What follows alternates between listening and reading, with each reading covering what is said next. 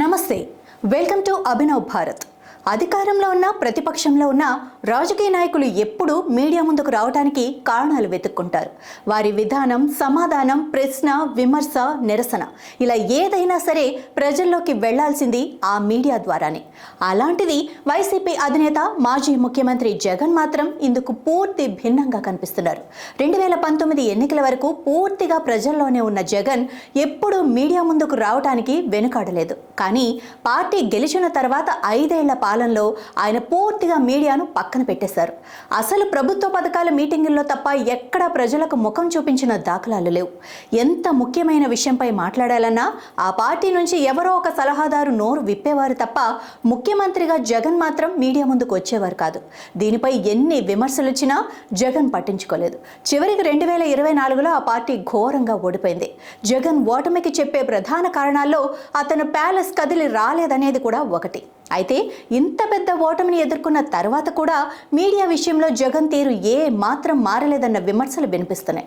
ఇప్పటికీ ఆయన మీడియాను ఫేస్ చేయడానికి వెనకాడుతున్నారని, ఒకవేళ ఏదైనా ప్రెస్ మీట్ పెట్టినా తన స్క్రిప్ట్ వరకు చదివి వెళ్ళిపోతున్నారని సొంత పార్టీలోనే అసహనం వ్యక్తమవుతోంది. రాష్ట్రంలో రాజకీయంగా ఇంత యాక్టివిటీ జరుగుతున్నప్పుడు ప్రతిపక్షంలో ఉన్న ఎవ్వరైనా మీడియాను ఉపయోగించుకొని పోరాటం చేస్తారని, కానీ జగన్ మాత్రం మీడియా ముందుకు రాకుండా ఒక ట్వీట్ పెట్టి ఊరుకుంటున్నారని విమర్శలు వినిపిస్తున్నాయి. గడిచిన 5 ఏళ్ల పాలనలో కేవలం 2 సార్లు మాత్రమే మీడియా ముందుకు వచ్చిన జగన్ ఇప్పుడు ప్రతిపక్షంలో ఉండి కూడా అదే పందాను కొనసాగిస్తున్నారు. నంద్యాల, వినుకొండల్లో పర్యటించినప్పుడు మీడియాతో మాట్లాడినా ఆ తర్వాత ఎక్కడా కనిపించలేదు. అసెంబ్లీలో ప్రభుత్వం శ్వేతపత్రాలు విడుదల చేస్తుంటే జగన్ తన ఇంట్లో మీడియా సమావేశం పెట్టి వాటికి కౌంటర్ ఇచ్చారు. అప్పుడు కూడా రిపోర్టర్లకు ప్రశ్నలు అడిగే అవకాశం ఇవ్వకుండా లంచ్ టైం అయిందని వాచ్ చూపించుకుంటూ వెళ్ళిపోయారు.